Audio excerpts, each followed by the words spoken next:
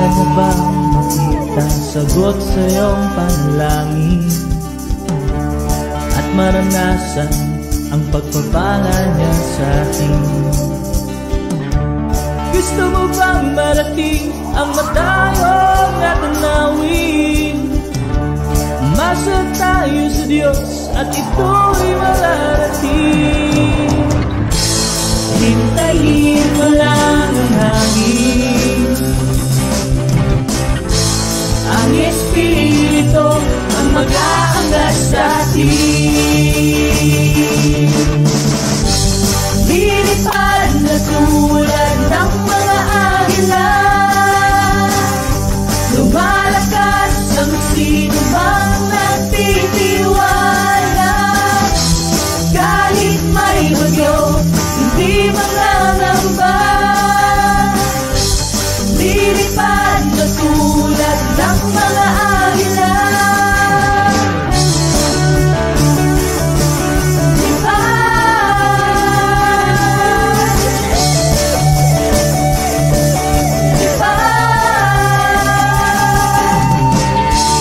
Nais mo ba ay maging pagpapala sa marami?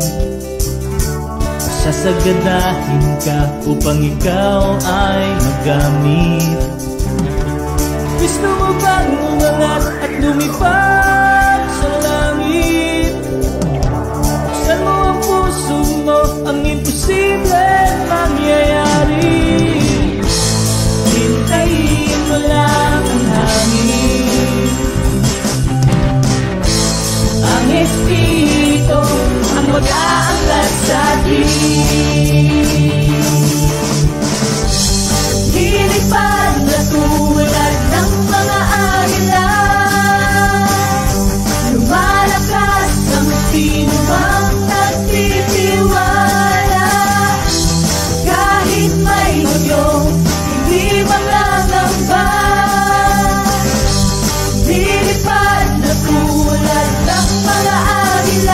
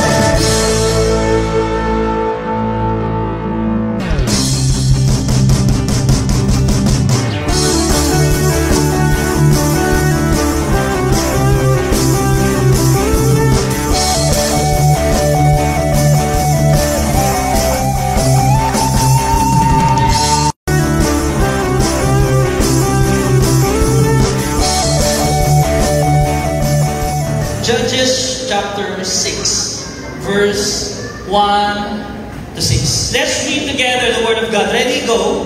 Again, the Israelites did what the Lord says is evil. So for 7 years, the Lord allowed the Midianites to defeat the Israelites. The Midianites were very powerful and were cruel to the Israelites. so that the Israelites made many hiding places in the mountains. They hid their food in caves and places that were hard to find. They did that because the Midianites and Amalekites from the east always came and destroyed their crops. They camped in the land and destroyed the crops that the Israelites had planted. They ruined the crops of the Israelites as far as the land near the city of Gaza. They did not leave anything for the Israelites to eat. They did not even leave them any sheep, cattle, or donkeys. The Midianites came with their families, animals, and tents. They were like a swarm of locusts. They and their camels were too many to count. The Israelites, they came to the land and ruined it. And the Israelites became very what? Poor. Very poor. Because of the Midianites, so that the Israelites cried out to the Lord for help. Let us close our eyes and bow our heads. Heavenly Father, we are coming before you, God. We're opening our hearts. Hallelujah. In the name of Jesus, we remove every delays and distractions from the enemy today. Every deception, every word of discouragement. In the name of Jesus, Lord, I pray that you speak to us, through us. Use me as your servant, your vessel, your mouthpiece to speak the word of life, the word of salvation. I pray, Lord, for the power of the Holy Spirit to be evident today. I pray for the wisdom and knowledge and understanding that comes from heaven. I pray, Lord, that you will illuminate your word for us. Help us not just to be hearers of the words, but be doers of the word. Thank you for the power of the Holy Spirit to change us. Thank you for the word that will transform and renew our mind. Lord, help us to surrender. And everything, Lord, that your word says, your promise is true, and we believe it, and we receive it. In Jesus' name we pray. Amen. Let's clap our hands to our Lord, to His word. Praise God. Let us be seated in the presence of God. Praise the Lord. Kamusta po kayo dyan? Blessed na bless? We are continuing in our series called Spirit-Filled Life. Ayan. How many of you here, you've been blessed by the series? May mga take home ba kayo? Alright. Sino ba yung favorite yung judge? We talked about Othniel. Last week, we talked about Deborah and Barak. About this woman and very courageous Barak. Okay? Thank you, Lord. And we encourage you to read the book of Judges because right now we're talking about Gideon. How many of you here, you are familiar to the story of Gideon? Just wave your hand. Familiar na po? Okay, ako mahihirapan ako. Yung iba hindi pa kilala. Mamaya ipapakilala ko siya sa inyo. Alright, so we'll talk about faith. Sabi mo faith. Okay, marami pong misconception about faith. Ang mga tao talagang basta may faith ka lang. Ano nga ba talagang ibig sabihin ng faith? According to the Word of God. At yan ang pag-uusapan natin ngayon. But before we go to that, usually I wear eyeglasses because I have an eye condition that is called nearsightedness. How many of you are familiar with the eye problems? Okay, may mga kilala kayo, may mga common eye problems. Yung una, nearsighted. I cannot see far. That's why I can only see yung malapit. Pero pwede ako makapagbasa. Every time I will commute, jeepney, ayan, I cannot read the signs without my glasses. And every time we play basketball, men's ministry, nandiyan ba kayo? Okay. Congratulations for the successful basketball fellowship last Sunday. Every time we play basketball, we wear contact lenses. Kasi baka tamaan ako ng bola sa mukha pag tawanan ako. Hindi ko kasi makita, malabo talaga yung mata ko. Yun yung nearsighted. Meron din tinatawag ng farsighted. Okay? Yung malayo, kita nyo. Pero yung malapit, di nyo makita. Nasa tabi mo lang pala siya, mahal ka niya. May hugot din. Alright. For some people, ang problema nila, kilala ko din ito, dry eyes. Okay?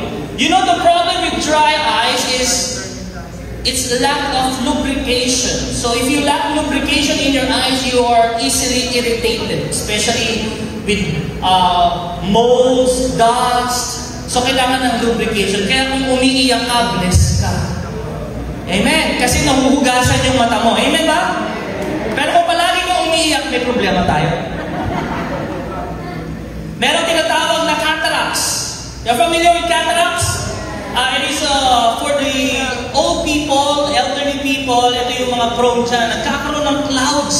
Mga protein yung sa mata, humahadlang sa kanilang mata, nagiging malabo. Yung malayo at yung malapit, nagiging malabo. At syempre, yung final na ayaw nating maranasan is yung blindness. So these are the eye problems. I've shared this to you because the people of Israel had eye problems.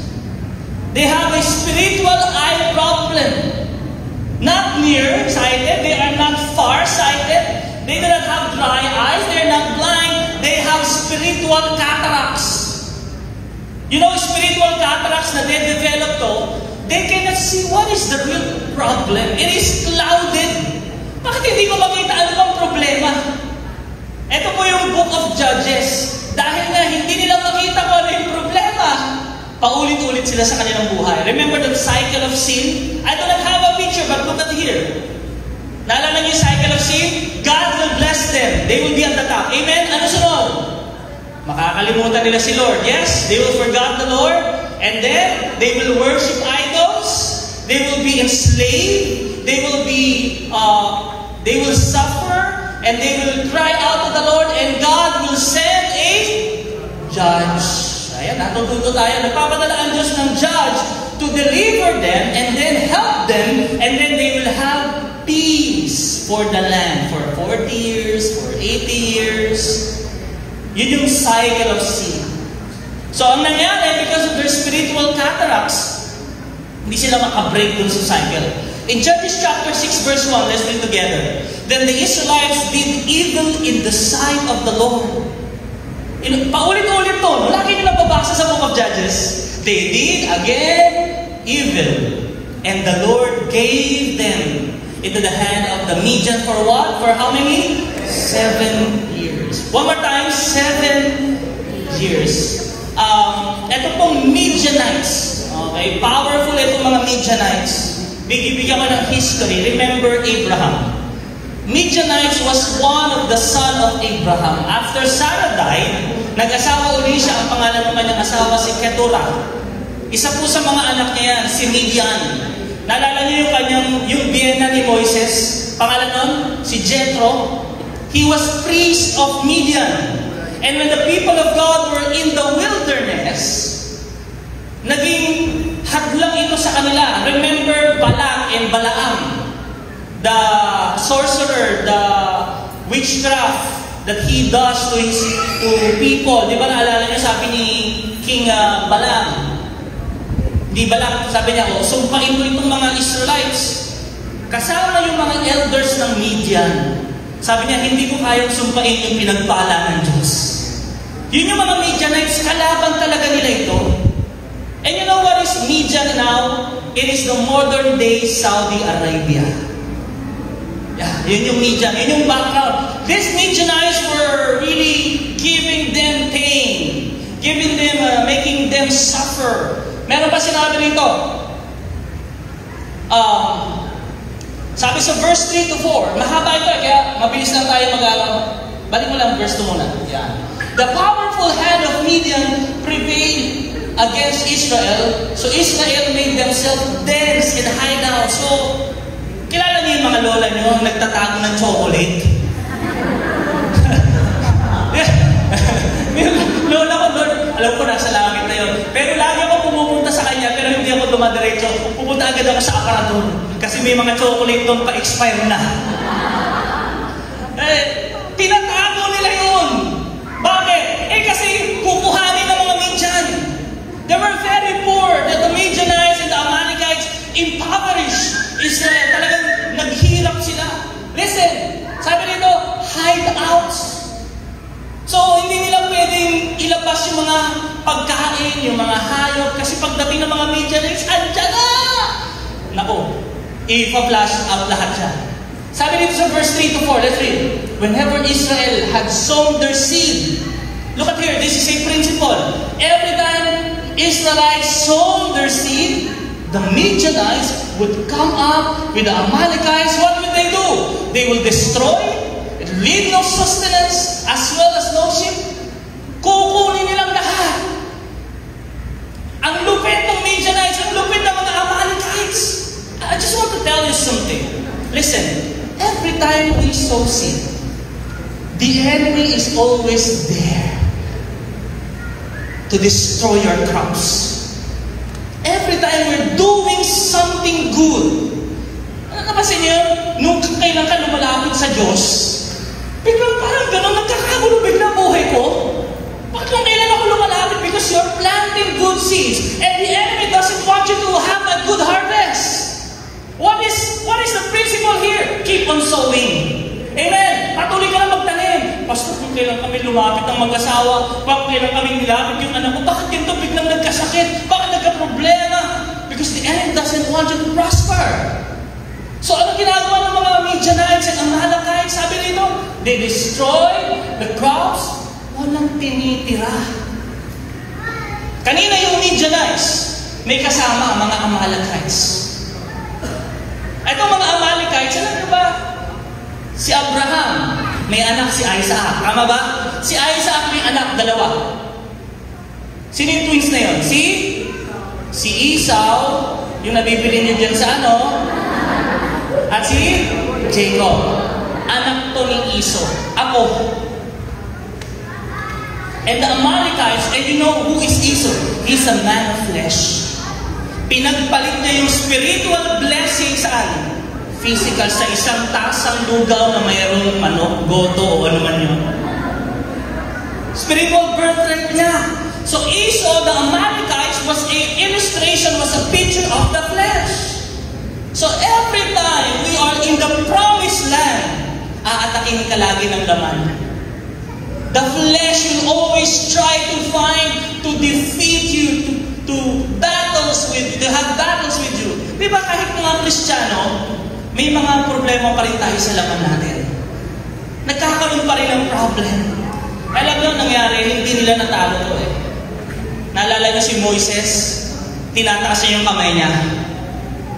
Si Joshua nakikipaglaban sa baba. Nangalay si Moises. Remember that in Exodus? Sino yung kalaban niya? Amalekites. So ano pang defeat sa flesh? Prayer. Naintindihan nyo? Napakagandang picture niya, napakarami. Hindi nila masyadong naubos yan. Alam mo ba, kilala mo si King Saul. Si King Saul, sabi ni Samuel, patayin mo lahat yan. Si King Agag. Si King Agag ay king of the Amalekites. Hindi nila pinatay. Tama ba? Kaya ngayon, natanggal sa kanyang kanya. Alam mo si Agag, may sumunod na generation. Alam niyo sino sa Bible? Tatagpuan niyo si Esther. Si Haman. Connected yan hanggang dulo. Si Haman gustong ubusin yung mga Israelites. Are you learning? So yung flesh, kapag hindi natin na-overcome yan ngayon, hahabulin tayo yan. It will hunt us in our life. So ito yung nangyari ngayon sa kanila. They leave no sustenance. At sabi nito, let's read next verse. They would come as numerous as locusts. Ang daming kalaban, hindi mabilang. And both their camels were innumerable. Israel was greatly impoverished, and the Israelites cried out to the Lord for help. Sino yung kalaban ng mga Midianites and Amalekites? Alam mo, inuubos talagang lahat. Walang pinitira. May kilala kayong ganyan? Yung sumento ka, inuubos lahat. Yung walang pinitira sa'yo. Nakapangasawa yata ako ng Midianite, Pastor.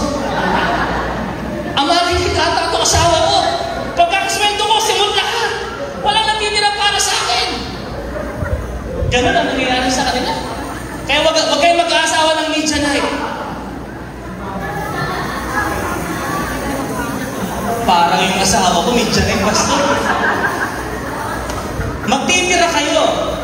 Just a quick tip for married couples. As I provide for my family, yung business namin in dyan, we talk about that my wife, si Isabel, dapat meron siyang pera sa sarili niya. Para may gusto siyang bilhin, mabibili niya. Ako rin, meron din ako sariling pera. Pero hindi ganun kalaki. Naintindihan niyo? Kasi, listen, women of God, if you do not give money or let some money to your spouse, to your husband, pegi naman 5, bibili lang ako ng juice. Mukhang kawawa naman yung asawa mo. Juice lang bibili. Sabi nung magbubuko, no? Gusto mo juice? Gusto, ulo-ulo ako. Teka, papaalam muna ako sa asawa ko. What? Naintindihan niyo? Give them a car. Pero syempre, mga men of God, huwag nyo lustayin. Amen? Binabalansin ko lang. Okay? Para naman, when men of God, meron kaming anniversary nyo. Di ba? Meron kang ma-expect. Oy, may ipon asawa ko, may pera yan. Naintindihan mo? Pero kung hindi mo siya iniiwanan, sinisimot mo, may janita ka na kinukuha mo, paano ka mag-expect that He will give you gifts? Merong parte na dapat sa asawa mo pera. Amen? Pero siyempre, hindi yun mas malaki sa mga bills ninyo. Naintindihan nyo? We have to put a balance to this. Amen ba, men of God? May pera kayo, ha? Hindi kayo mangingin, pastor, bigyan pang kape man lang. Nung wala kang asawa, ang yaman mo. Nakapang-asawa ka ng Amerikita, may janita, naghirap ka. Let's read Judges chapter 6. Sabi dito, Israel was greatly what? Impoverished. The word impoverished, very poor.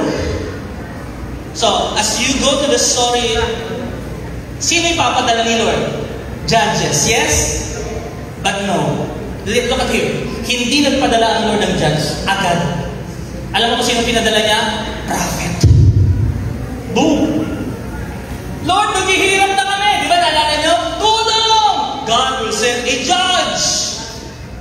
But for this time, Lord, hirap na kami. Basahin mo, verse 7. Sino ni Lord? The Lord sent a prophet. Hindi nyo kailangan ng judge ngayon. Hindi mo kailangan ng rescue, ng relief, ng comfort. Ang kailangan mo prophet na magsasabi sa iyo ng ano yung totoo. And I come here as a prophet means messenger of God. The one who brings the message of God to His people. I'm bringing you the message. Sabi na, pinaalala ng prophet, naghihirap kayo ngayon. Ito sabi ng Lord prophet, I brought you out from Egypt. Believe love ko sa inyo. Pinalaya kayo sa Egypt. Dati slaves kayo. Wala ko. Sabi na, ni-rescue kayo sa mga Egyptian. And lahat namang nagpapahirap sa iyo. Tapos, nasa promise land kayo. Dinala kayo ng Diyos ko dito. Let's read this. Ang sabi ng prophet, I am the Lord your God. Sabi niya, you shall not fear the gods of the Amorites in whose land you live. But you have not listened to and obeyed my voice. Minsan tayo mga tao, sa tigas ng ulo natin, gusto lang natin relief. We just want comfort. We just want to ease the pain. These people never ask God to change their hearts. Hello? Ang hinihingi lang nila, Lord, mag-ibsan naman yung hirap namin. Pero never silang nag-ask, Lord, baguhin mo nga kami. Have you asked that to God? Timpakin mo yung paghiling mo sa Diyos. Kasi hanggang hindi nagbabago yung buhay, yung puso natin, paulit-ulit yung hirap eh. Tama po ba? Naintindihan nyo? That's why they are in the cycle of sin because they are not asking what is the right prayer to the Lord. Lord, ano ba dapat ipag-pray ko? Hingin ko. Ano yung request ko? Change of heart. And I'm saying this to you with a humble heart and respectfully. They were very poor, impoverished, they were down, defeated. Ito yung buhay ng mga Israelites. You know why? This is the reason. Because you have not listened. Because you have rebelled against God. And can I tell you this? Meron ako dito meron akong table dyan. Spiritually, you are down. Why? Wala kang devotion eh. Wala kang prayer life eh. Minsan we come to the church, Lord, revive me! Sabi Lord, yung Bible mo, i-revive ko. Basahin mo yung Bible mo, mag-pray ka. Sometimes we are down spiritually because we disobey the Lord. Because we're not connected to a spiritual group. Sino dito magpapasalamat siya kasama siya sa cell group, tinutulungan siya ng mga cell group mates niya? Amen! Masarap, di ba, na lumaban na marami kang kasama kesa nag-iisa ka lang. Mas mapapadali ang pagtatagumpay. We're not connected. Hindi ka umabot ng cell group. Ano ba? You're missing church services. Alam niyo, naranasan niyo when we're spiritually down kasi ang dami nating absent sa church. Hello? Naranasan niyo ba yun? Dati naranasan ko ngayon, hindi pa kasi di pa ako nakaka-absent. Baka next week absent ako But no. Physically, why you're suffering physically? Ha? Sagot, bakit may sakit? Unhealthy diet. Lahat ng sakit, kinainan mo. Gluttony. Tapos sabihin mo, Lord, pagalingin mo ako. Anak, ikaw sumubo lahat niya Diba? Sinubo mo lahat. Ay, Tasha, happy birthday. Saan si ate? Ayun. Physically, bakit down tayo? Because we lack exercise. Naglalakad-lakad ba kayo? 10,000 walk every day ha? Kailangan naglalakad. 10,000 walk every day. Minsan nakatayo ka, naglalaptop ka, pero nagja-jogging ka. Gawin mo yun. Iba sa inyo, wala kang tulog, puro kayo Netflix. Parang tahimik yata kayo ngayon. Pastor, hinang-hina ako. Hindi sila may kasalanan Alcohol, drugs, abuse. That's why I'm physically down. And this is the reason. Tama ba? Ito ba dahilan? O ako dahilan? Si Lord na sinisisi natin. Hindi dahilan niya sakit. Hindi niya sakit ang problema Tayo yung problema. In our marriage. Bakit kayo pastor? Ayos ang ng asawa ko. Makita sa atin yung leadership sa family, spiritual leadership. Sa atin makita yung pangunguna sa prayer, sa Bible study. That's the problem of married people because of ungodly leadership of the husband. Ang problema ng kabilang side, ang submissive wife. Godly na nga yung husband, tinatry niya na nga maging godly, pero ikaw wife, hindi ka pa rin nagpapasakop. Hello? Tahimik na naman kayo. Mag-amen kayo! Ano pa? Problema sa marriage? Pride. Unforgiveness. Hinuhukay mo. Ang tagal nang nangyari nun. Para ka mga archaeologists. Hinuhukay. Bring the past. No. Baon mo na sa limot. Amen. Sometimes about parenting and relationships, we are indifferent. Wala tayong pakialam sa mga anak natin, hindi natin tinuturuan, hinahayaan mo lang siyang malulog sa gadget, hinahayaan mo lang kung ano-ano yung pinapanood. That's the problem. Kaya naghihirap, nagkakaroon ng problema. Financially, alam mo kung bakit sila impoverished, poor, financially sa buhay natin? Bakit? Nagmi-mismanage tayo ng finances The Lord provides and we mismanage. Nagbabudget ba kayo? O kung ano yung makita nyo sa add to cart ninyong lahat na lagay nyo doon? Pagdating ng sweldo ko, lahat ng naka-add to cart, please order yan. We mismanage our finances. Hindi ko naman sinasabi na huwag kayong kumain sa labas. Pero kapag lagi kayong kumakain sa labas, mahal po talaga. Yes? Mga anak ko, tinutuos ko yun sa kanila. Pag kumain tayo, manginasal, mahina sa atin, 1.5. 6 tayo, kahit unlimited yun. Ano yung purutan lang tayo sa manok? Sabi ko, bibili na lang ako ng isang buong manok, ako na lang magmamanginasal sa bahay. Pinabudget namin. Naintindihan niyo po ba? Parents, kailangan na mag-budget. Financially. Kung lagi kayong kumakain sa labas at kaya niya naman, walang problema yun. Pero lagi kayong kumakain sa labas at nagre-reklamo ka, ang hirap ng buhay, pastor. May problema tayo. Unwise and impulsive purchases. Sino rito may credit card ka? Wow, credit card. Tawag namin sa credit card, signs and wonders. Sign. Kaya! Pag bill, wonder, kahit may credit card kayo, pag nag-grocery kayo, kailangan alam mo lang yung bibilihin mo. Tsaka pag pumunta kayo ng grocery, kailangan busog na kayo. Totoo yun. Tapos pag pumunta kayo ng grocery, kailangan yung mga anak nyo, mindset nyo na yun. Bibigyan ko kayo. Hindi iba mindset na, wala ako kayo, hindi ko kayo bibili. No, that's bad parenting. Bibigyan mo sila, bibili ko kayo, may budget kayo. 20 pesos. So yung mga bata pagpunta doon, mga anak ko, uy, sayang, mahal. Uy, dad, pasok sa budget, 20. Good. Nakakuha ka na. O, tahimik ka na. Naintindihan niyo ba?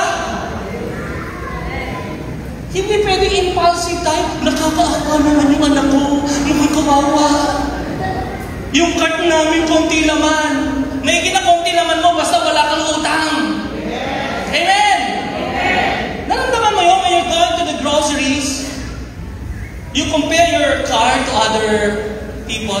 Uy, ano kayong binili niya? Uy, ang lalaki ng sabon. Ang laki ng downy. Kami mukha kami kawawa. Hindi mo alam yung buhay mo nagtatago sa mga utang ngayon. Ikaw malaya kang humarap kahit sino kasi wala kang pinagkakautangan. Amen? Minsan talagang ano lang tayo dapat itinuturo yan. Unnecessary expenses, swipe ka ng swipe. Hindi porket may credit card ka, may pera ka, takot ka ng credit eh. Loan yun, utang yun, babayaran at sisingilin ka nun. There's difference between you can buy and you can afford. Pag may credit card ka, kahit ano, you can buy anything. But it doesn't mean that you can afford everything. Tingnan mo yung budget mo, may pambayad ka ba yan? Magkaiba yung kaya mong bilhin at ma-afford mong bilhin. Para hindi tayo malubog sa utang. Amen? Ano ba? Disobedience on tithing. I-honor mo lang si Lord. Totoo yan mga kapatid. Yung sinasabi ni Sister Bell, maririnig nyo may mga testimony dito, 100,000, 6 digits ang utang. In a span of months, hindi isang taon, binayaran ni Lord. Hindi tinakbuhan. Hindi nagpalit ng identity. Hindi nagpalit ng iba na buhay niya. No. Binayaran talaga. Mentally, why people are down mentally is because we are lacking support system. We're not opening our life to other people. May mga trust issues tayo. Alam niyo, in this church, listen, look at here. Wala namang perfect sa atin eh. Tama mo ba? Hindi naman ako perfectong asawa eh. Yung wife ko hindi rin. We're not perfect parent. But you have something that can help us to be better. Yes?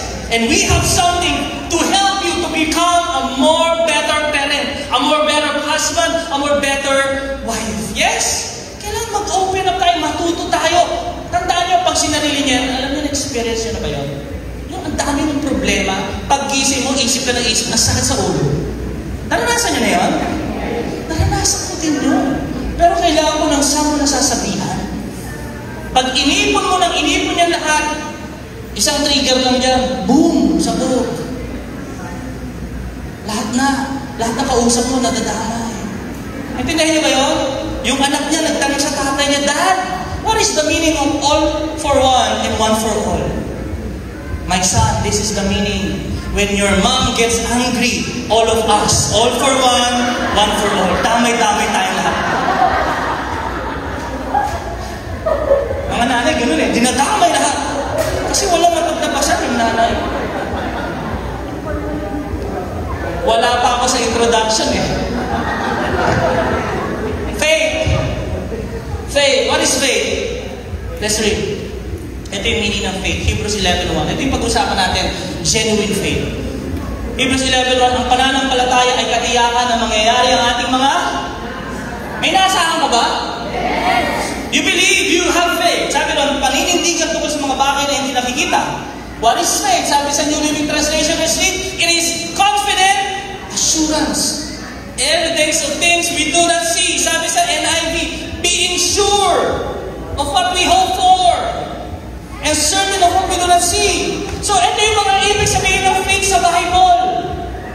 Hindi ito yung maniwala ka lang. may pinanghahawakan tayo. Amen! At ito na nga ang nangyari. In Judges chapter 6, verse 11, pagkatapos nilang malaman yung totoo, nasaktan sila, umiyak sila kay Lord, nagpadala ang Lord ng judge. Amen! And the name was Gideon. Ang problema kay Gideon, he was doing his work, he was beating wheat in wine press instead of threshing floor to hide it and save it from the Midianites. You have to understand the picture here. Look at here. Ito yung picture niya. May picture ako dyan. That's mo. Yung wine press, ito yung bigaan ng ubas. Durugan ng ubas. Ito nasa baba talaga to. Naintindihan nyo?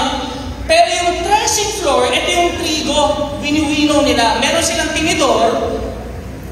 Igaganyan tapos ihahagis nila. Naintindihan nyo? They will throw it out in the air. Usually, itong mga threshing floor, nasa mataas na lugar. Kasi mahangin. And when they throw out the wind will blow away the chaff. Alam yung chaff? Yung iba.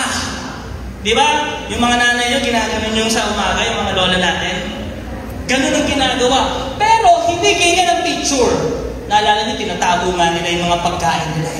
So, Gideon, in this story, was hiding. He was fearful. He was really discouraged and defeated the Lord. Kunti na lang ito, makukuha pa ba ito ng mga Midianites? Naintindihan niya ba? So, nandun na sila, down na down si Gideon, and then, sabi nito, the angel of the Lord came. Dumating ang Diyos, yung representation ng Diyos in the Old Testament, angel of the Lord. Sabi ng mga theologians, ang tawag dyan, Christ Theophany. Kahit wala pa si Jesus, yung angel of the Lord, wino-worship yan. Nung mga tao, and then when people worship, hindi sila inaawat ng angel. It means this angel receives the worship. If you read the book of Revelation, di ba tinanggap ni Jesus yung worship? Merong angel doon, lumuhod si John. Sabi niya, huwag mo akong sambahin. Messenger lang ako. This is a different angel. This is the angel of the Lord. Kaya ang pagka-translate yan, malaking letter A. Naintindihan niyo? Tawag doon Christ Theophany. So this is faith. Number 1, let's read. Genuine faith focuses on what? God's Word. So para magkaroon tayo ng totoong pananampalataya, kailangan ang pananampalataya natin hindi sa tao.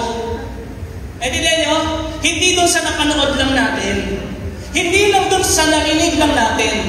Ang faith ay nanggaling sa salita ng Diyos na ibinigay mismo sa atin. Amen?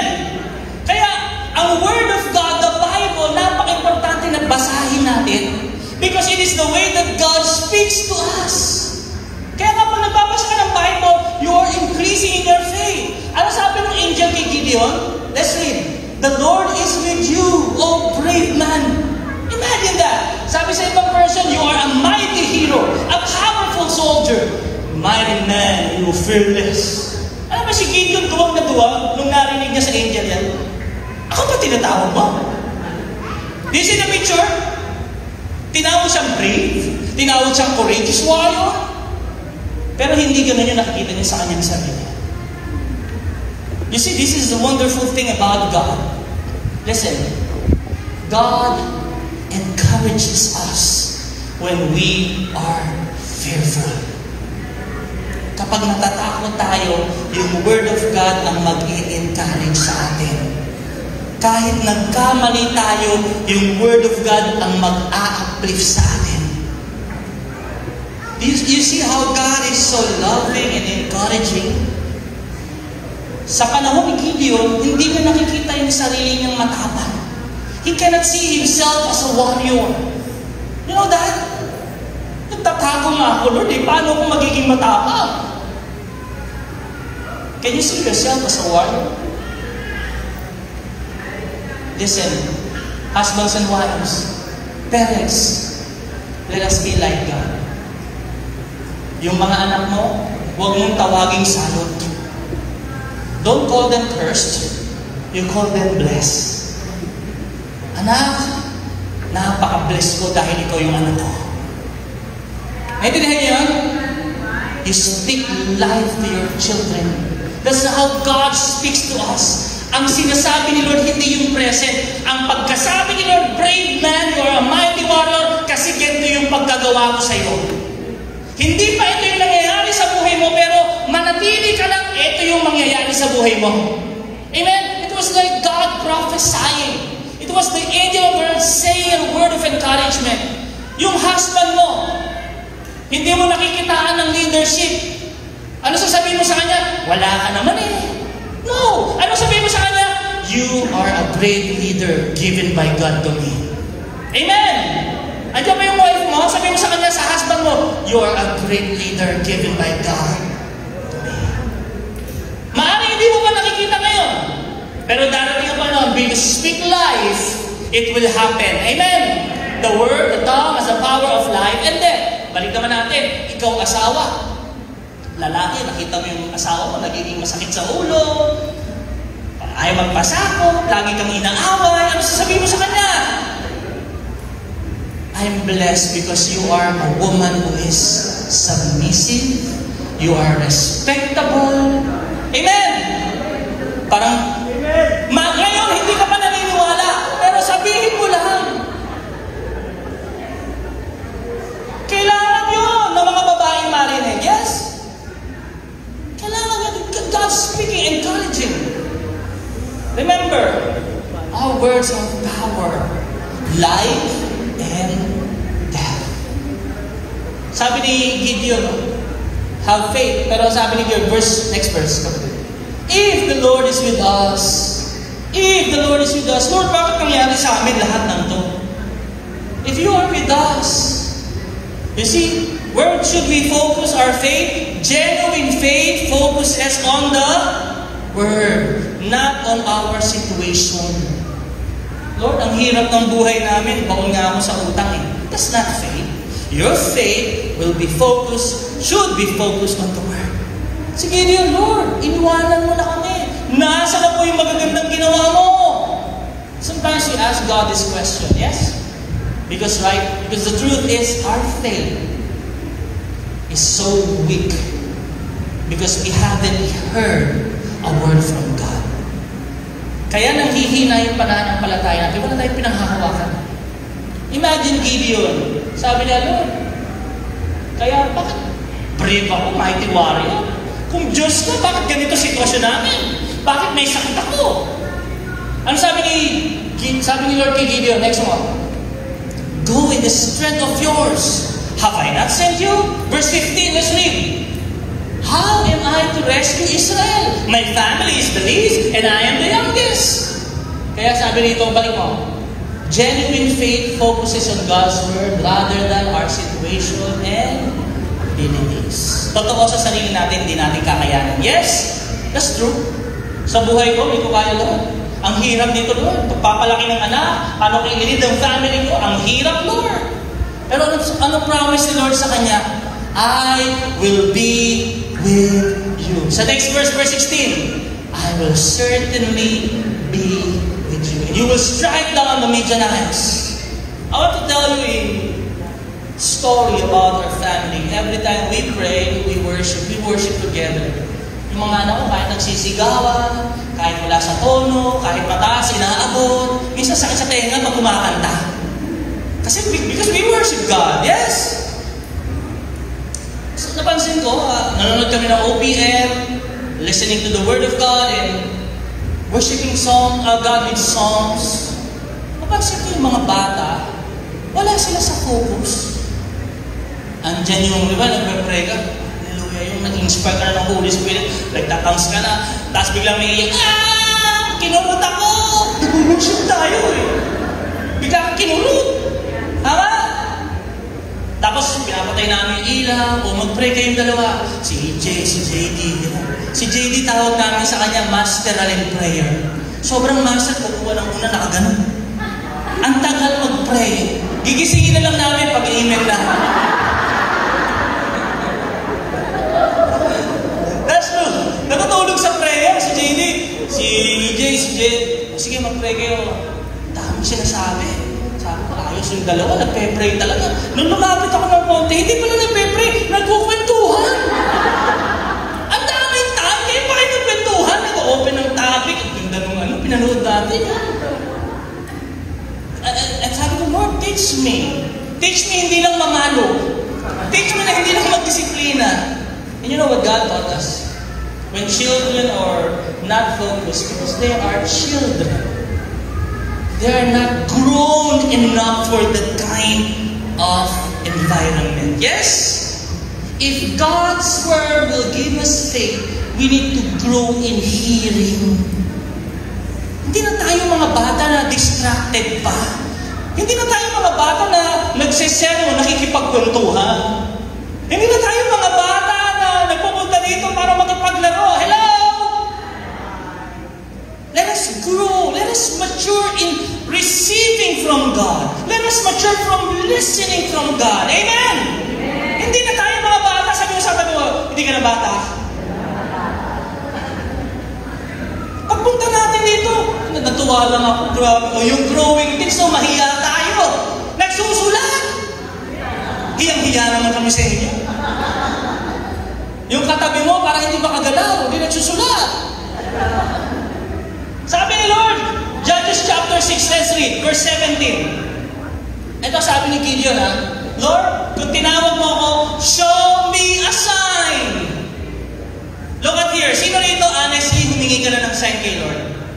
Yes. Lord, bigyan mo naman ako ng sign. In the Old Testament, may mga sign talaga. Naalala niyo yung ark? Pagkatapos ng baha, ano yung sign? Rainbow. Intindihan niyo?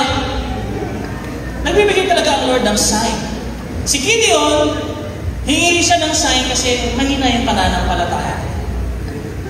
Nagsisimula pa lang siyang dumago sa pakikinig ng salita ng Diyos. You see, ito tinitimbangan namin Ang mga Kristiyano na nagsisimula pa lang, ang hinihingi niyan sign. Hindi nahihingi ng verse. Pero yung mga lumalago, ang hinihingi hindi sign. Ano ba yung verse na sinasabi patungkol sa buhay ko financially? Hindi sign. You know why? Genuine faith focuses on what? God's Word. Rather than signs. Pero alam mo, binigay pa rin ni Lord kasi naiintindihan ni Lord, sige, hindi ka naman makapaniwala Sige, pagbibigyan kita. You know why we should not ask God for signs? When I say signs, because signs can be an indicator of doubt. Signs can be manipulated to turn for our favor. Ang totoo, nanghihingi tayo ng sign to confirm pero may gusto na tayong gawin. Naintindihan niya? Lord, pupunta ako ng Jollibee. Pag gumiti yung cashier, sign yun, magdo-double chicken siya ako. Lahat ng cashier nakamiti. Naintindihan niya? Minsan ganun tayo Yung sign, gusto natin pumalig sa atin, Lord, pag nag-chat siya. Lord, pag nag-message itong crush ko sa group chat namin, Lord, pwede na ako mag-boyfriend, mag-girlfriend. That's the sign. Magka-group, 12 years old ka pa lang. Hindi sign ang kailangan mo. Hindi boyfriend ang kailangan mo. Tama ba? Lord, kapag nanaginip ako ng numbers, saan yun? 6, 24.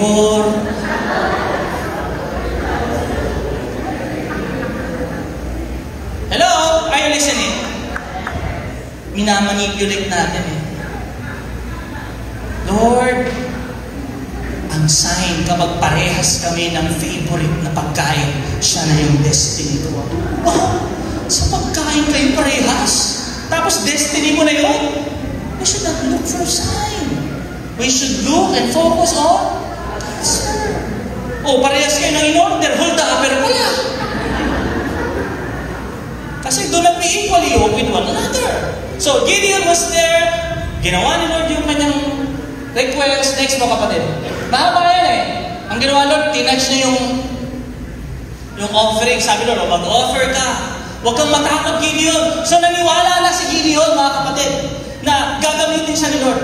Look at here. Ito yung sabi ng Lord sa kanya. Naniniwala ka na. Ganito gawin mo sa verse 25. Sabi niya, take your father's bull, the second bull, tear down the altar of Baal. Basagin mo yung altar ni Baal. Sabi niya, you cut down Asherah that is beside it and build an altar to the Lord your God. Look at here. Bakit pinagawa Tama ba? Bago ka makapag-lead ng mga tao, bago kita gamitin, Gideon, linisin mo muna yung sarili mong bahay. Amen! God can use us, no doubt. But before God uses us, He wants us to clean our own backyard. Kasi maglilid siya. Paano siya maglilid? Tear down, cut down. Listen, ano yung mga wawasakan sa buhay natin? Ano yung mga puputulin sa buhay natin? Break down that pride. Amen! Break down that egoistic life na gusto mo ikaw lagi. Alisin mo na yung bitterness na yan. Alisin mo na yung unforgiving spirit sa buhay mo. Alisin mo na yung kasalanan sa buhay mo. And then after that, God will use you. Ayusin natin. Hindi ito nagsisimula sa leadership, sa ministry, sa labas. Saan ito nagsisimula? Sarili kong tahanan. Aayusin ko ang pagiging asawa kong lalaki. Amen! Ayusin ko pagiging asawang babae, pagiging parent, pagiging anak. Gusto ko gamitin ako ni Lord. Gusto niyo ba yun? Pero aayusin muna natin yung sa loob ng ating tahanan. Hindi naman pwede na dito sa church ang galing-galing natin, pero pagdating sa bahay, nagsisikawan kayo. So ano ginawa ni Gideon? Judges 6:27. Gideon took men of his servant and did just as the Lord told him. Ginigpa niya lahat ng yon. Winasak niya lahat ng yon. Nagtayo siya ng altar. Pero siya'y takot. Kailan niya ginawa? Gabi. I want to tell you this principle.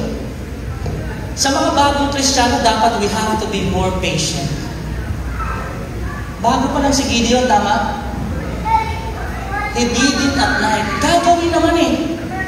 Yung iba sa atin, nawawalan tayo ng pasensya sa mga bago. Yung asawa ko nagbabago, pero ayoko pa. Ang pangit yung ginawa niya. Be patient. At least ginagawa niya. Sabi nung sa pastor, sabi dun sa church, ganito. Unti-unti may pagbabago, maging pasensyoso tayo. Si Lord, masyado tayong hard eh. Di ba? Ang maganda nga yun, nag-a-attend na ng church eh. Di ba? Dati, pastor, ayaw umattend ng church. Ngayon, nagbabago na sa church na. Natutulog lang sa church. Pero ayos lang. Sa susunod, makikinig na yan. Amen! Sa susunod, magdadala na yan ng Bible. Sa susunod, makikita mo yung pagbabago talaga sa buhay niya. Number 2, genuine faith, it leads to what? Obedience. Kung totoo tayong sumasampalataya, susunod po tayo. Sumunod pa si Gideon? Yes. Eto na. Sa next verse, yung giniba niya yung altar ni Baal, nagalit.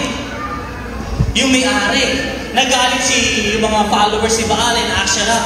Hinahanap niya si Gideon. Nasaan na si Gideon? Bakit niya sinira yung altar? Dapat siyang patayin. May tumayo. Listen, may tumayo. Someone stand out. And who's that? Joash.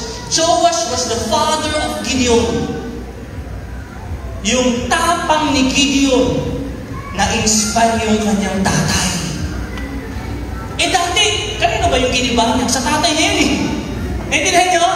Listen, fear is contagious as well as faith is contagious. Nakakahawa po ang takot, yes or no? Pero yung faith nakakahawa din. Kaya alam niyo yung kids church, kahit yung mga bata yung nagtatakbuhan yan dito, namumulit, nag-worship ka, bigla, iiyak na, di ba? Okay lang yun, isama mo sa kids church yan. Natuturuan sila. Imagine Gideon inspiring his father to stand in faith. Yung mga anak namin, alam mo yun, nagpapaalala eh. Ako nagturo sa kanila, pero kapag sila nagsasabi, natuturuan din ako eh. Sino dito magulang ka, nakalimutan mo mag-pray, kumain, sabi niya, Ma, hindi pa tayo nag-pray. Nagano'n ba kayo ng magulang niyo ng mga anak niyo? Diba? O, hihiga ka na lang basta? Hindi ka ba magpe-pray muna? Sino nagsasabi ng mga anak eh? Na-inspire yung tatay niya. Yung faith pa natin nakaka-inspire? Yung faith pa natin, totoo ba siya na nakaka-inspire? Amen! It should inspire our family. So ano nangyari? Next verse. Spirit of the Lord clothed Gideon and empowered him. Ano yung gloves? Yung gloves, hindi yun si Gideon. Yun si Gideon. Yung kamay sa loob ng gloves, that is the Holy Spirit. Yung sinabi, clothe Him. Ginamit ng Lord si Gideon to the power of the Holy Spirit. Eto na ngayon. Nagtawag ngayon si Gideon, Lord, sige, lulusob na kami. Eto na naman, dahil na siya hindi pa naniniwala, humingi na naman siya ng sign. Pinagbigyan ni Lord. Bakit pinagbigyan? Kasi hanggang doon lang yung kanyang faith. Diba sinasabi ko sa church, the Bible is indicative but not prescriptive. Always. Hindi porket nabasa natin, humingi ng sign, hihingi na tayo ng sign. We need to understand the whole context. Anong sabi ni Gideon? Do not let your anger, Lord, wag ka sanang magagalit eh. Bakit siya sinabi yun? Kasi alam niyang mali. Pero hiningi niya para makasigurado. Naintindihan niyo? Sa buhay nating mga Kristiyano, look at here. Pastor, hindi ako hingi ng sign. Paano ko malalaman si Lord? Mabilis lang to. Una, God's Word. May Word of God ka ba? You're making a decision. Papasok ka sa kumpanya, aalis ka ng kumpanya, mag-open ka ng business, meron ka bang Word from God? Pangalawa, yung voice of God. Ano yung voice of God? Yung inner witness ng Holy Spirit. Nasa yung Holy Spirit, mararamdaman mo na sinasabi to ng Lord, hindi lang ako to. Naintindihan niyo? Pangatlo, God's peace. May kapayapaan. Yung parang hindi ka tropo. Ano nangyayari? Gagawin ko ba to? Pang-apat, godly counsel. Yung mga tao sa paligid mo, sinasabi nila, sige, gawin mo yan. Naintindihan niyo? Pang-lima, godly provision. Lord, pupunta pa ako ng ibang bansa. Sabi doon, yes, may godly provision. Paano? May pambili ng ticket, pasado ka sa exam, pasado ka sa medical, yun yung provision. Naintindihan mo? Sa mga ganung paraan, malalaman natin. Hindi na dito sa mga sign. Because right now, we have the Holy Spirit in us. Eto na, sabi ni Lord, alam niyo bang 32,000 yung mga nag-gather ni Gideon? Pero ang kalaban nila, 135,000. Kaya ang sabi ni Lord, oh, masyadong madami. Let's read yung next verse. Sabi niya, you have too many warriors, 32,000. Eh, magyayabang kayo pag nanalo kayo eh. Kasi 32,000 against 135,000, isang tao, 4 ang kalaban. Pag nagtagumpay kayo niya, sasabihin nyo, magaling kayo makipaglaban. Kayang-kaya nyo kasi. Kaya ang sabi ni Lord kay Gideon, Gideon, masyado kayo marami, 32,000. Sabihin mo, yung mga duwag, umuwi na. Yung mga takusa, uwi na. Okay, Lord, uwi na kami. Hindi kasama. Yung duwag, alam niyo kung ilan? Balik. Ilan yung mga takot? Balik mga kapatid. 22,000 takot. So ilan natira? 10,000. Sabi ni Lord, madami pa din. Kung kasi Gideon, Lord, paunti na kami ng paunti, madami pa sa iyo. Ano sabi niya? Next, painumin mo. So pumunta sila ron, 2 klase. Yung uminom. Yung inom na parang aso. Yung alam mo yung uminom yung aso? Tapos yung uminom, ginamit yung kamay. Sabi ni Lord, yung mga inom aso, pauwiin mo na rin. Tapos yung mga gumamit ng kamay, yun ang iyong isasama. Alam niyo ilan? 300. Looking at the chart, 35, 135, 32, isa. 10,000 na lang sila, isang tao, 13. Kaya pa eh, di ba? Parang kasama mo, magaling makipaglaban, kaya. Pero kapag 135,000, laban sa 300, alangan na yan. 450 ang kalaban ng isang tao. Imposible yan, yes or no? Imposible, tingnan mo lang, di ba? Parang 450. Alam mo yun, kahit nga magpartida pa yung mga kaaway niya, mga media, sige, saksakin mo na lang kami. Isa, lalong 450. Pipila kayo, tatalungin namin kayo. Saksakin mo na lang kami. Gideon, di ba? 1, 2, 3. Sabi pa kailangan na, pang 20 pa na. 4, 5. Ang hirap, tama ba? Imposible, yes or no? Imposible. At ito pa, sabi, wala kayong dadaling mga spears, iba. Ang dadaling nyo, kandila at mga panga. Paano kami lalaban? Dala namin kandila at banga. Gabi sila pumunta doon, alam ginawa ni Lord, sabi niya.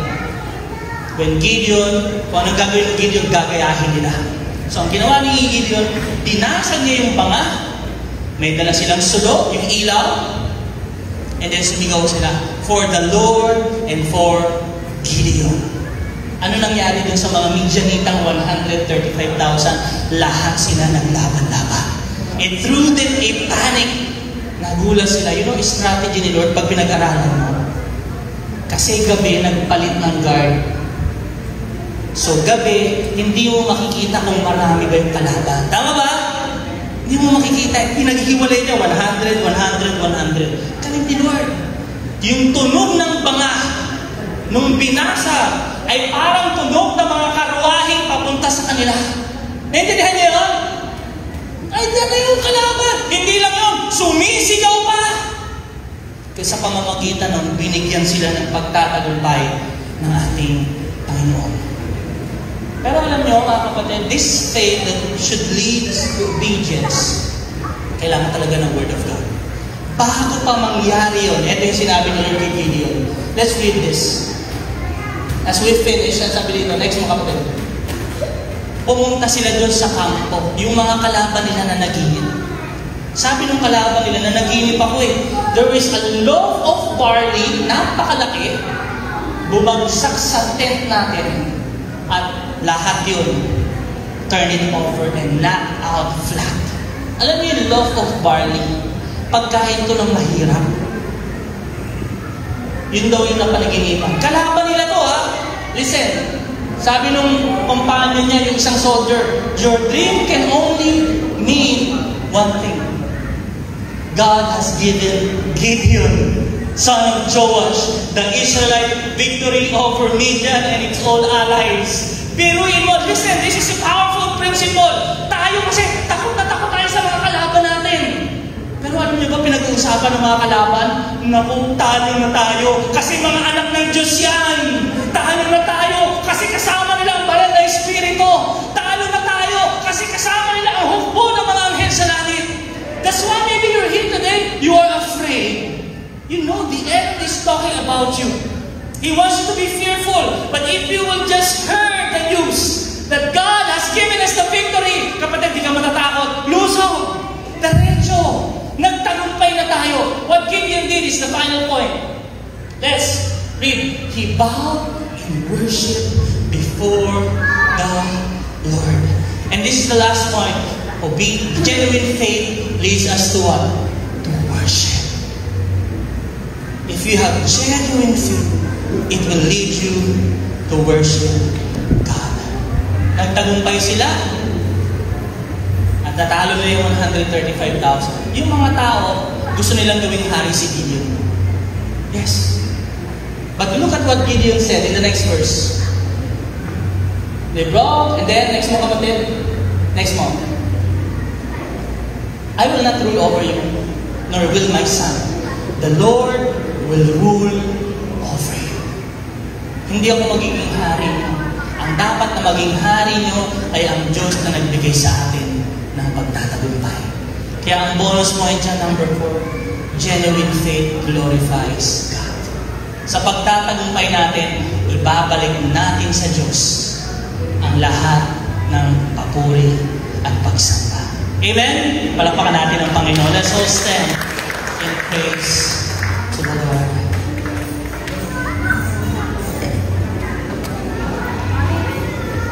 You know what Gideon name means? Ang pangalan ni Gideon ay ibig sabihin niya, tukat daw, putulin, wasakin. Sa pamamagitan ni Gideon, winasak ang altar ni Baal. Pinutol ang mga sambahan ni Asher. Listen. Pero later on, yung kanyang buhay, hindi naging maganda yung ending ni Gideon. Naging chick boy si Gideon. 70 naging asawa niya. At namatay din siya. At yung isang anak doon, basahin nyo ang pagkaganda ng story of how people fail. Pero meron tayong tagapagligtas na dumating para wasakin ang gawa ng kaaway. In 1 John chapter 3 verse 8, the Son of God came to destroy the works of the devil. Kung paano si Gideon winasak niya ang sumpa, ang kahirapan, pinutol niya na ang sumpa sa mga Midianita, ang mga ginawa ng mga Amalekita, si Jesucristo, nung sinabi niya sa krus, it is finished, it is done, pinutol niya na ang sumpa ng kasalanan sa buhay natin. Amen? He's greater than Gideon. That's why if you're coming here today and you're fearful, marami kang takot sa puso mo, hindi ka naniniwala sa pagtawag ng Diyos sa'yo, we need Christ in our life. He is the one who is able to save and deliver us. Si Lord yun. Si Gideon, kung paano siyang nagtagumpay sa mga bagay, sa mga kalaban, ganun din nagtagumpay si Jesus sa kalaban natin si Satanas. Can we close our eyes and bow our heads? Father, we thank you, we bless you. We worship you and we adore you for your word. We glorify your name. Ang istorya nito ay nagpapakita na sa sarili namin, hindi talaga kami magtatagumpay sa aming sariling lakas. Pero ikaw ay dumating. At dumating ka para wasakin ang gawa ng kaaway. Para tapusin na ang sumpa ng kasalanan at napagtagumpayan mo ang kamatayan. Lord, maybe we're coming here fearful. We're coming here discouraged, disappointed. Wala kaming believe sa sarili namin. Hindi kami nakakakita ng magandang future. Lord, salamat sapagkat meron kang plano sa buhay namin. At yun ay mararanasan namin kung isusuko namin ang buhay namin sa iyo. If we just surrender our life to you. And if the person today is saying, I need God in my life. I want God to move in my life. Like Gideon, gusto ko makaranas ng pagtatagumpay. I want to cut the curse in my life. Only Jesus can do that. And if you're that person, I want you to come to the Lord in prayer. From the bottom of your heart. And I want you to just join me in this prayer. Sabihin mo yung panalangin. Sabihin mo, Lord Jesus, kailangan kita sa buhay ko. Panginoon, patawarin niyo po ako. Isa akong makasalanan. Hindi ko kaya sa aking sarili. Imposible ang pagtatagumpay sa aking sarili. Pawiin mo po ang takot sa aking buhay.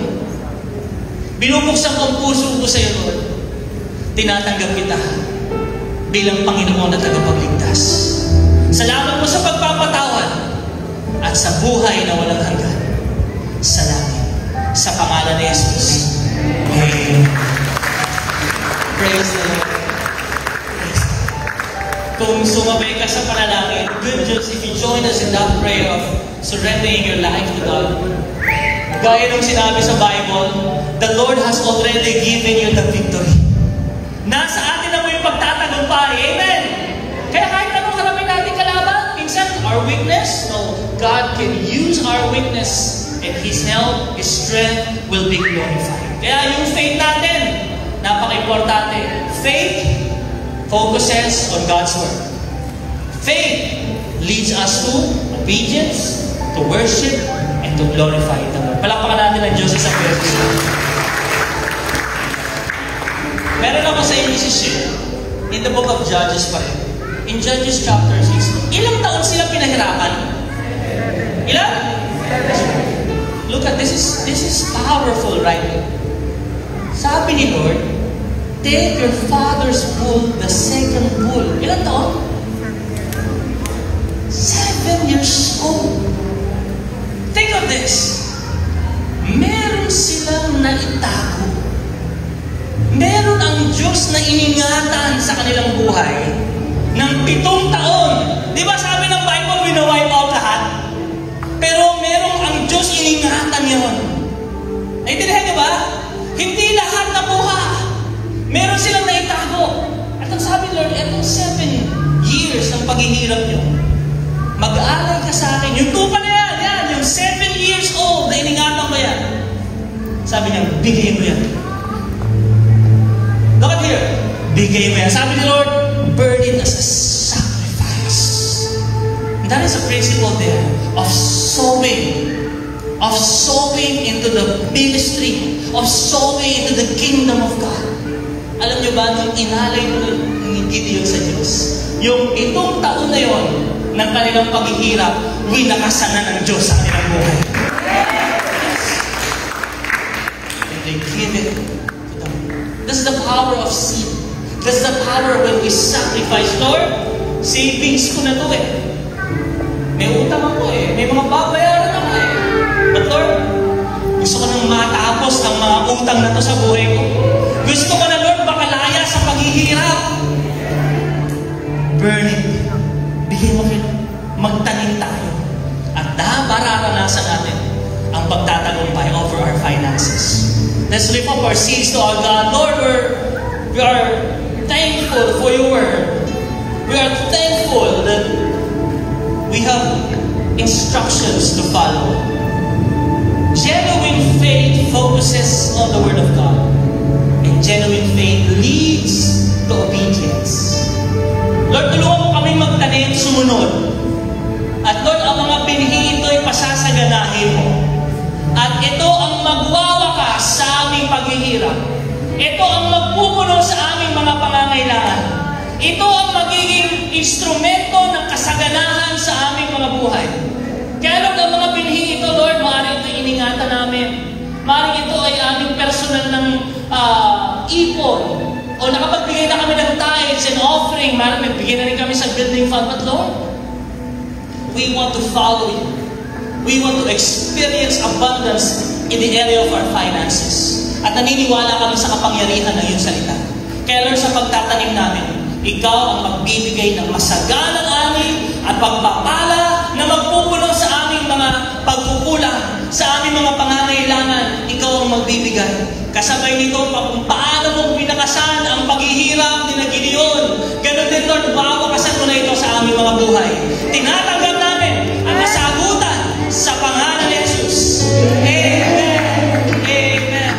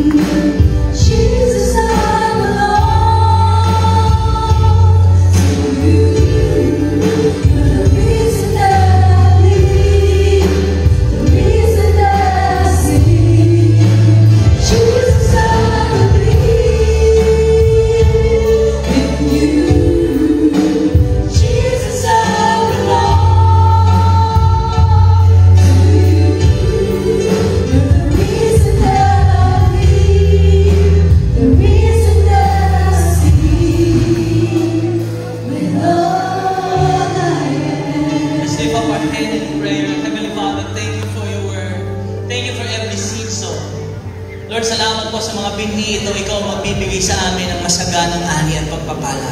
Pero higit sa lahat, Lord, ang binhi na itinanim sa aming mga puso. Hindi lamang kami nakarinig, kundi makita sa aming buhay ang paglago at pagiging mabunga. Magagandang pagbabago mararanasan sa aming mga buhay. Maraming salamat po, Lord, sa mga salita na ipinagkaloob mo sa amin, magsilbing gabay, liwanag, at kalakasan sa amin para sa buong linggo sa araw-araw. Sa pangalan ni Jesus. Amen. Praise the Lord. Kanina humingi tayo ng tawad kay Jesus. Kanina tinanggap natin si Lord sa buhay natin bilang Panginoon at tagapagligtas. Congratulations kasi anak tayo ng Diyos. Amen. Welcome na tayo sa kanyang kaharian. God has blessed us with His forgiveness. Kaya sabay-sabay tayo. Sabihin natin, I am a child of the Most